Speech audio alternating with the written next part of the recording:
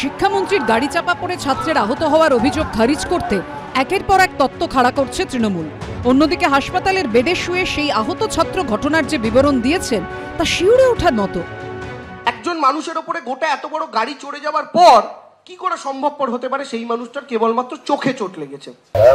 ঘটনা ঘটেনি বলছে তাদের অভিসন্ধি যে স্পষ্ট যে তারা শিক্ষামন্ত্রী যে কাণ্ডটি ঘটিয়েছেন অর্থাৎ ইচ্ছাকৃতভাবে চাপা দেওয়া এবং চেষ্টা সেটাকে ঢাকা দিতে এখন বিভিন্ন গল্প করছে।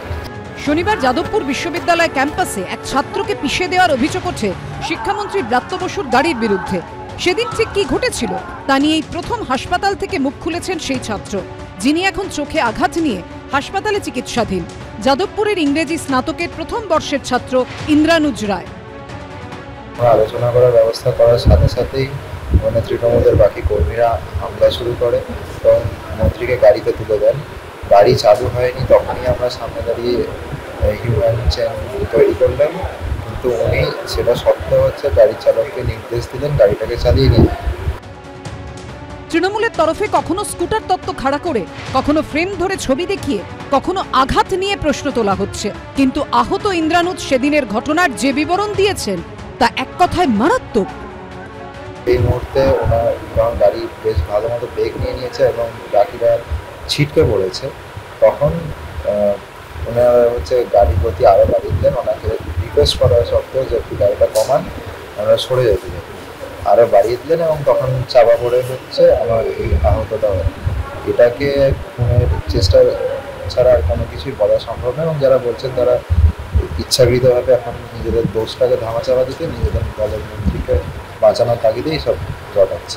একটা স্ম্যাশ, কোনো ভারী কিছুর ধাক্কা লাগলে থেঁতলে যাওয়া যাকে বলে, চোখের সাইডটা থেঁতলে গেছে এবং বাঁ দিকের পাটাও স্কিনটা পুরো উঠে গেছে হাঁটু থেকে শুরু করে, যার জন্য প্লাস্টারও শুরুতে সমস্যা হয়েছিল।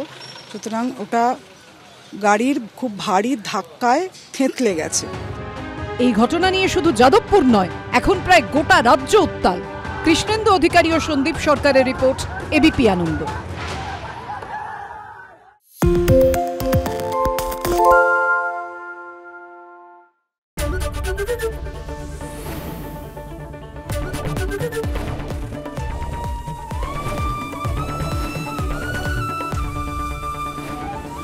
এবিপি আনন্দ, এগিয়ে থাকে, এগিয়ে রাখে।